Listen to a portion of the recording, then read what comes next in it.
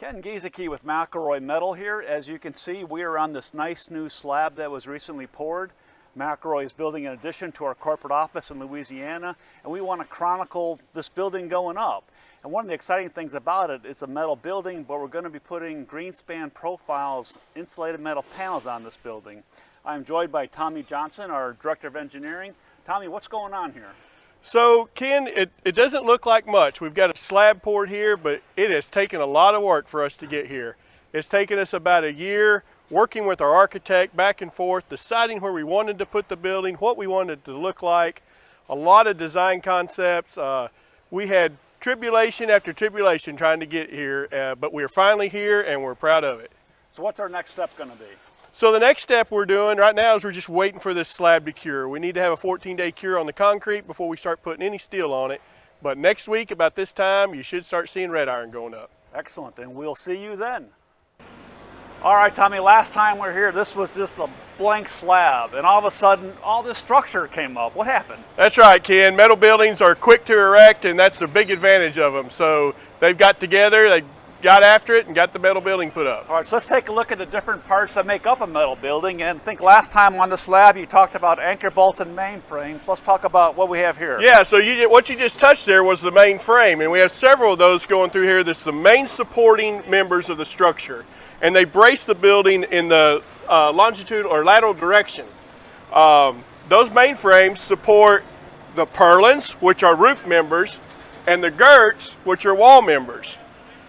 They're both cold form members that we produce out of our plants, and they can be the exact same member, and the only difference is where they're located. Is that right? So let's talk about the main frames for a second and how they're bolted in. So how does this work here?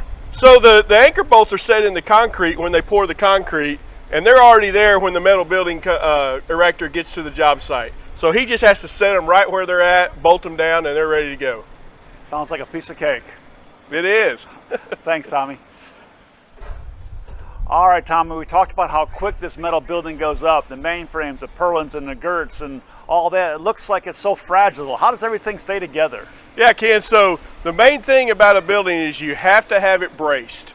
So if you look up in the roof, we've got cable bracing in the roof, and on the sidewalls, we have what's called a portal frame. And that portal frame braces the building in this direction, and as we talked about, the main frames bracing the building in this direction.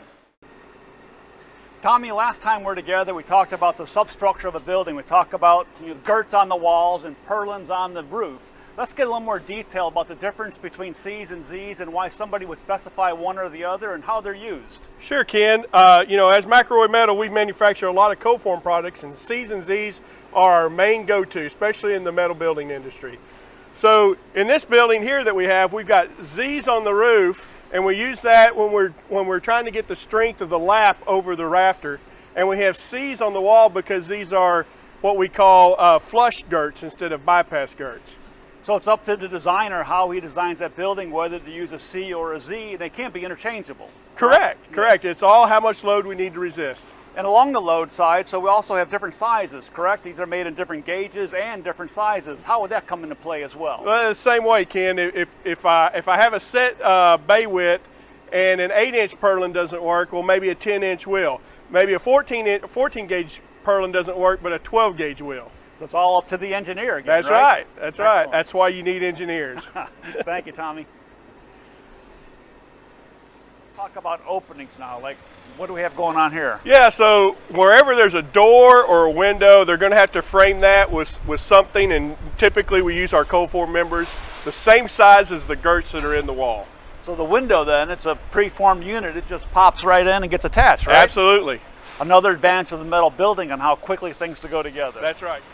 So Tommy, similarly to the window we just talked about, how's the door frame work? Yeah, actually, Ken, these are self-framing doors, so they don't need any cold form there. They're just going to pop this wherever the door goes and bolt it to the Tommy, girt. A lot of progress has been made. It's no longer just a frame. Now we have some panels.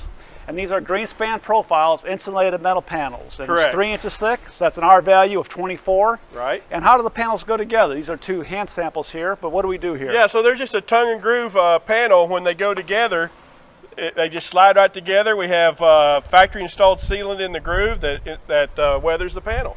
So from an installation standpoint, it's very easy.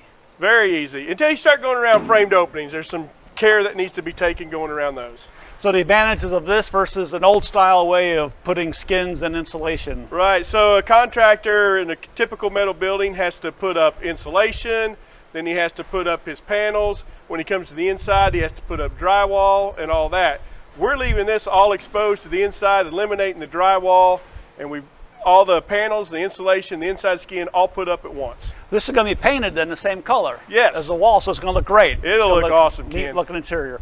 Another advantage of insulated metal panels is also continuous insulation, right? When we do the old-fashioned way, isn't there some air gaps and things that That's have correct, leaks? and the insulation gets compressed over the girts and over the columns. Here we have an R24 throughout.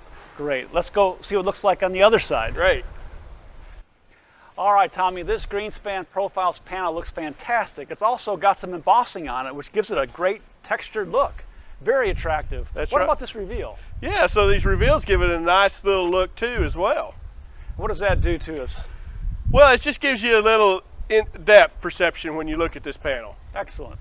All right, so this right here is going to be a window, right? That's correct. So what do they do to make this hole? Well, they just cut it out. They take a metal cutting saw and mark it out, cut it out, and when they put that up there, they seal all the way around the perimeter to seal that to the framing to get us a continuous seal. So that's part of the continuous insulation with an IMP. So in order to have that continuous insulation still, we need to have those sealants around all these openings, right? That's right. Great. There's a lot of sealants that you can't see in this system.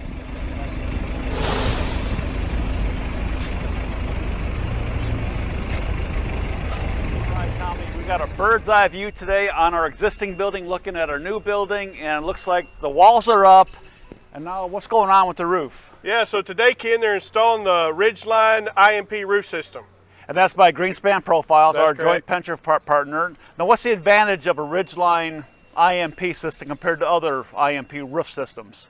Well, the big advantage here is it's a symmetrical roof panel. So you don't have to roll it in place. You can just lay it, slide it into place, and you're good to go. And then what goes on top? It's just a cap system, just like our 238T system does. And this is truly the easiest IMP panel to install in the industry, absolutely. Correct?